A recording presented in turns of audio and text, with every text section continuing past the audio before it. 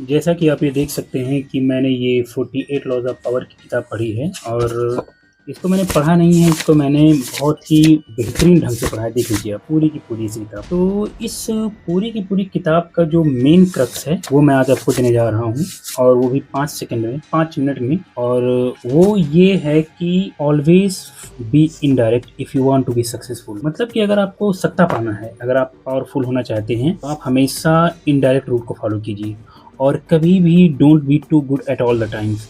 और हमेशा कभी आप नहीं बनना है। अगर आप बहुत ज़्यादा अच्छे बनते हैं तो ये मान के चलिए कि आप खुद के साथ बहुत ज़्यादा धोखा करने वाले हैं, खुद के साथ बहुत ज़्यादा नुकसान करने वाले हैं। यहाँ पर कुछ इंपॉर्टेंट लाइन लिखी है कि जो 48 लॉज ऑफ पावर का जो होल क्रक्स है, ये लिखा है कि जो 48 लॉज ऑफ पावर का जो होल क्रक्स है वो इस बात पर लाइक करता है कि all the crux of this book is to always to follow the indirect route. हमेशा आपको इनडायरेक्ट रूट ही फॉलो करना है। अगर आपको पावर चाहिए तो आप हमेशा इनडायरेक्ट रूट में जाइए। कभी आपने देखा है कि जो मुख्यमंत्री बनना चाहता है तो वो हमेशा ही कहता है कि नहीं ये तो पार्टी डिसाइड करेगी, लेकिन हमेशा का एक बहुत बड़ा एक अंदर की एक हाथ होती है कि क्योंकि दुनिया का कोई भी पॉलिटिशियन हो, अगर मान लो अमेरिका में वो पैदा हुआ है तो उस यूएसए में अगर कोई इंसान पैदा हुआ है और वो पॉलिटिक्स में है तो उसका सबसे बड़ा जो मेजर जो एम होगा, जो गोल होगा, वो हमेशा चाहेगा कि वो प्रेसिडेंट बन जाए। और अगर मान लो वो इंडिया में हुआ तो इंडिया में बनने वाला कोई भी पॉलिटिशियन होगा वो चाहेगा कि वो पीएम बन जाए। तो क्यों? लेकिन वो कभी ये बात खुलकर नहीं बताएंगे। कोई भी इंसान, आप जरा देखिए, जब हमारे देश में नरेंद्र मोदी जी बने तो उनको आगे करने के लिए भाजपा के बहुत बड़े-बड़े लीडर थे, जैसे राजनाथ सिंह जी थे और भी बहुत सारे लीडर थे, जबकि बहुत से लोगों का नाम आता है, लेकिन पीएम मोदी ने खुद अपना नाम कभी सजेस्ट नहीं किया, भले उनके मन में ये चाहत रही होगी। तो ये पूरी की पूरी जो किताब है ये हमेशा यही कहती है कि ये देखो, ये लाइन बड़ी इंपॉर्टेंट लिखी है, कहती है कि it is dangerous to seem too power hungry to be overt with your power move. कहते हैं मतलब कि कहते हैं कि सत्ता को पाने में आपको बहुत ज़्यादा लालच नहीं दिखानी चाहिए, आपको बहुत ज़्यादा ग्रीडी नहीं होना है। अगर आप बहुत ज़्यादा लालच दिखाएंगे तो ये हो सकता है कि ये जो लालच आप पर बहुत ज़्यादा हावी हो जाए। क्योंकि आपने वो वेब सीरीज़ देखी होगी जिसका नाम है games of thrones. Game of thrones में यही तो कहता है, गेम्स ऑफ थ्रोन में ही तो कहता है जैसे लॉर्ड वेरिस कि power always lies in the, सत्ता हमेशा परसेप्शन में लाई करती है। एक छोटा सा इंसान भी बहुत बड़ा शैडो कास्ट कर सकता है अगर उसके अनुरूप समय चल रहा हो।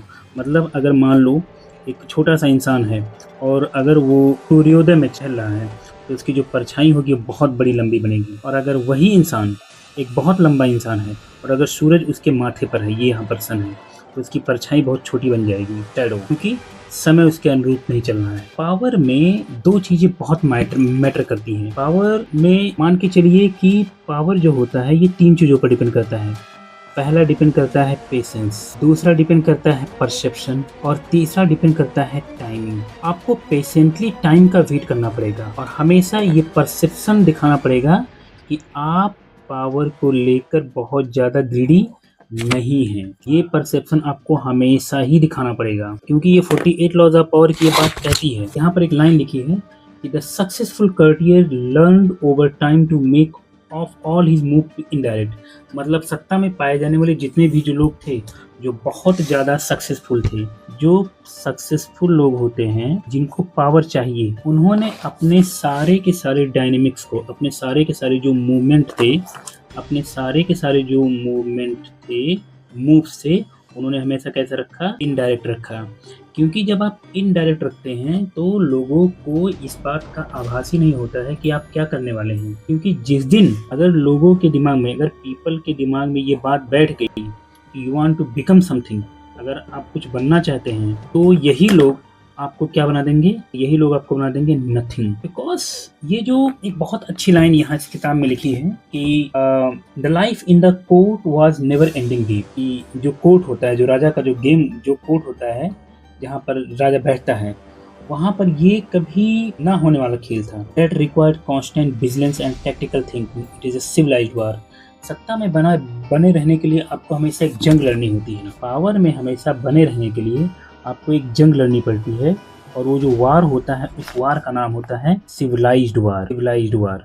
अभी आपने देखिए, जब आप अमेरिका जब किसी पर अटैक करता है तो कहता है, वो बात करता है सोशलिज्म की, वो बात करता है फ्रीडम की, वो बात करता है वो बात करेगा कि लोगों में हेट स्पीच बहुत बढ़ रहा है। तो अमेरिका ऐसा अटैक करता है। जब भी कोई राजा जो होगा, अभी आप देखिए जो हमारे देश में कभी-कभी किसी बड़े आप जब सीएम मतलब रिजाइन कर देते हैं, तो वो कहते हैं कि हमारा हेल्थ नहीं सही था, है ना?